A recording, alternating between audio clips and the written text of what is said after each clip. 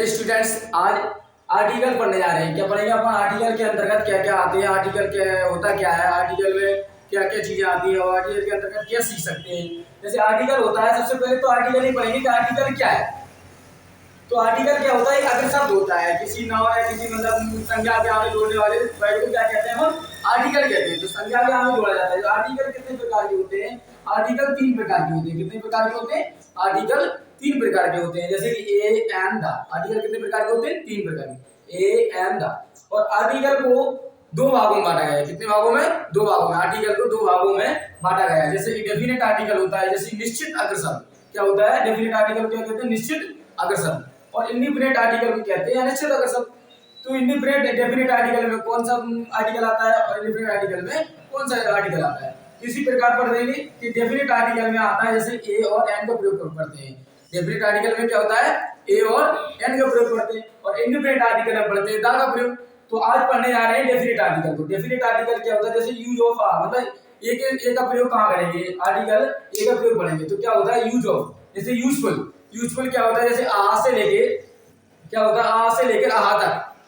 आ से लेके आ तक जो क्या है? कोई शुरुआत, जिसका जो शुरू का अक्षर मतलब शुरू जो वर्ड होता है, स्टार्टिंग वर्ड क्या होता है? वोवल्स होना चाहिए। क्या होना चाहिए? स्टार्टिंग वर्ड वोवल्स होना चाहिए। पर उसका अगर उच्चारण, उसका व्यंजन, उसका कैसा होना चाहिए? व्यंजन होना चाहिए। उसका अर्थ निकलना चाहिए, हिंदी वर्ड में अर्थ निकलना चाहिए। उसका क्या होना चाहिए? व्यंजन निकलना चाहिए। क्या निकलना चाहिए? व्यंजन। जैसे ही लिखा है यूजफुल। क्या लिखा है? यूजफुल। तो यूजफुल क्या है? यूजफुल अपन जब इसको इंग्लिश में पढ़ेंगे तो क्या है? यू आ रहा है। यू आ रहा है तो अपना क्या है? वोवल से। क्या है? यू वोवल से। जब हम इसको हिंदी में लिखेंगे तो अपना क्या है? कॉन्सोनेंट्स में चेंज हो रहा है। किसमें चेंज हो रहा है? कॉन्सोनेंट्स में आ रहा है, जिसका उच्चारण क्या निकल रहा है? व्यंजन निकल रहा है। तो हम इसके साथ क्या का प्रयोग करेंगे? ए का प्रयोग करेंगे। किसका प्रयोग करेंगे बच्चों? ए का प्रयोग करेंगे। इसी क्रम में देखते हैं जैसे यूनिवर्सिटी। यूनिवर्सिटी सबसे पहले देखा है, पर शुरू का वर्ड देखते हैं। स्टार्टिंग वर्ड हमारा किससे शुरुआत है? यू से शुरुआत है। स्टार्टिंग वर्ड किससे? यू से शुरुआत है। पर इसका ये कॉन्सोनेंट्स, इसका जो व्यंजन है, जिसका जो उच्चारण है, अर्थ क्या निकल रहा है? जब हम उसको लिखेंगे तो यूनिवर्सिटी लिखता है। क्या लिखता है? शुरुआत में यू आता है। जैसे या यू आता है। तो या क्या है? ये या व्यंजन है। क्या है? व्यंजन है। तो इससे स्टार्टिंग वर्ड वोवल्स होना चाहिए, बट इसका उच्चारण व्यंजन निकलना चाहिए। तो इसके साथ किसका प्रयोग करेंगे? ए का प्रयोग करेंगे। किसका प्रयोग करेंगे? ए का। तो एक और एग्जांपल देखते हैं, जैसे यूनिट। क्या लिखा है? यूनिट। तो यूनिट भी क्या है? देखो यूनिट, इसको भी अपन क्या है? यू से शुरुआत हो रहा है। तो इसका अर्थ कहां जा रहा है? व्यंजन में निकल रहा है। इसका अर्थ कहां निकल रहा है? व्यंजन। इसके साथ भी ए का प्रयोग करेंगे। इसी क्रम में एन का प्रयोग पढ़ेंगे। इसी क्रम में क्या पढ़ेंगे? एन का प्रयोग। तो एन के साथ क्या होता है? किसी कोई भी वर्ड एन के साथ, जैसे एन का प्रयोग पढ़ेंगे। एन का प्रयोग। एन का प्रयोग क्या होता है? जैसे एन का प्रयोग अपना शुरुआत क्या होनी चाहिए? जैसे कि शुरू एन का प्रयोग में कोई भी वर्ड एग्जांपल में देखेंगे। एग्जांपल के साथ जैसे एलिफेंट। क्या पढ़ेंगे? एलिफेंट। एलिफेंट है। एलिफेंट क्या है? जैसे कोई शुरुआत होता है, जैसे उसे स्वर से शुरू होना चाहिए। किससे शुरू होना चाहिए? स्वर से।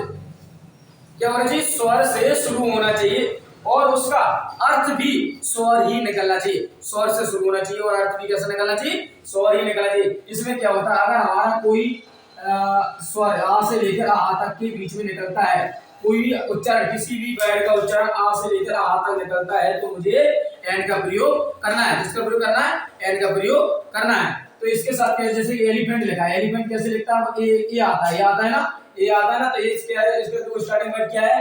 वोवल से। स्टार्टिंग वर्ड क्या है? वोवल से। पर इसका हिंदी उच्चारण क्या निकल रहा है? कॉन्सोनेंट्स निकल रहा है, व्यंजन निकल रहा है। हिंदी उच्चारण क्या निकल रहा है? व्यंजन। फिर भी अपन किसके साथ क्या करेंगे? एन का प्रयोग करेंगे। किसका प्रयोग करेंगे? एन का प्रयोग करेंगे। तो इसी क्रम में आगे चल के देखते हैं, जैसे कि अनादर। अनादर को एक एग्जांपल और ले लेते हैं। जैसे कि अपन एक एग्जांपल को और देखते हैं। तो अनादर के साथ क्या है? अनादर को लिखेंगे ए एन ओ। अनादर लिख लिया। अनादर। अनादर के साथ क्या है? जैसे कि ये क्या है? ये वोवल से। ये क्या है? वोवल से। अगर कोई हमारा वर्ड वोवल से शुरू होता है, बट उसका हिंदी अर्थ क्या निकलना चाहिए? कॉन्सोनेंट से, सॉरी वोवल से निकलना चाहिए। क्या निकलना चाहिए? वोवल से निकलना चाहिए। तो वोवल से निकला ना? मैंने अभी बता दिया है। एन का प्रयोग उन वर्डों के साथ किया जाता है जिनका अर्थ आ से लेकर आ तक, आ से लेके आ तक, पर क्या है? कॉन्सोनेंट में वोवल से ही शुरू होना चाहिए और वोवल से ही उसका अर्थ निकलना चाहिए। स्वर में भी अर्थ आना चाहिए, वोवल से आना चाहिए। तो क्या? अनादर। क्या निकला? अनादर। इसमें भी अपन किसका प्रयोग करेंगे?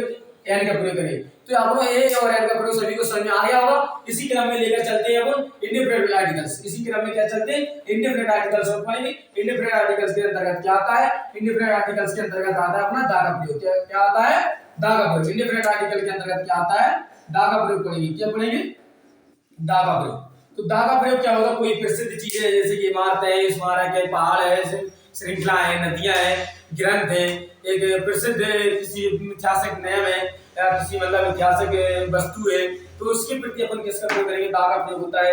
जैसे कि लिखा गया है, एग्जाम्पल के साथ आज पढ़ने जा रहे हैं दा का प्रयोग। तो क्या है एग्जाम्पल, क्या है इसकी, गंगा। क्या लिखा है, गंगा। क्या लिखा है, गंगा। गंगा के साथ क्यों अपन दा का प्रयोग करें, क्योंकि ये प्रसिद्ध नदी है। गंगा क्या है, प्रसिद्ध नदी है, भारत सबसे बड़ी नदी है। क्या है गंगा, के इसके साथ क्या पढ़ेंगे, गंगा।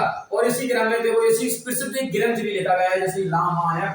क्या लिखा गया है, रामायण। इस रामायण के साथ भी अपन क्यों दा का प्रयोग लगा रहे हैं, क्योंकि प्रसिद्ध है, अपना ग्रंथ जो बनाया गया है वो कैसा है, प्रसिद्ध है। तो इसके साथ हम किसका प्रयोग कर रहे हैं, दा का प्रयोग करेंगे। ठीक है, तो सभी बच्चों को समझ में आ गया होगा। इसी क्रम में सभी स्टूडेंट से गाइस इस चैनल को क्या सब्सक्राइब लाइक करें। सभी बच्चों को थैंक यू, धन्यवाद।